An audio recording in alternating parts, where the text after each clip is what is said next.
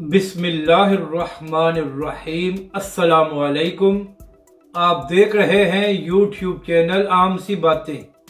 مفتی منیب الرحمان صاحب نے عمران خان کو آئینہ دکھا دیا اور علامہ سعد حسین رضوی کا امیر اہل سنت کے لیے پیغام۔ اس ویڈیو میں ہم اسی کے متعلق بات کریں گے۔ ناظرین کرام، عمران خان صاحب اپنی سیاست کے لیے مذہبی اصطلاحات کا استعمال کرتے رہتے ہیں۔ کچھ دن پہلے عمران خان صاحب نے فرمایا تھا کہ جو پی ٹی آئی کے لوگ لوٹے بنے ہیں انہوں نے ایک قسم کا شرک کیا ہے۔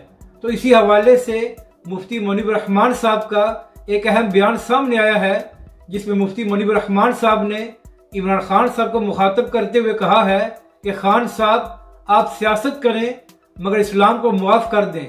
آپ کا یہ کام نہیں ہے کہ آپ لوگوں کو بتائیں کہ شرک اور توحید کی تعریف کیا ہوتی ہے اور قبر میں کیا سوالات اور جوابات ہوں گے۔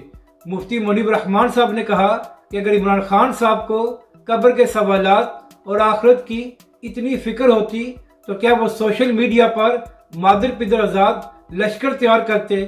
یعنی کہ مفتی منیب الرحمان صاحب نے عمران خان صاحب کو آئینہ دکھا دیا ہے۔ اور ناظرین کرام، کل امیر اہل سنت کی بہو کا انتقال ہو گیا تھا، تو اسی حوالے سے تحریک لبیک کے سربراہ علامہ سعد حسین رضوی نے حاجی عبید آزاد تاڑی صاحب جو جانشین امیر اہل سنت ہیں ان سے اظہار تعزیت کیا ہے جو ان کی اہلیہ کا انتقال ہوا ہے۔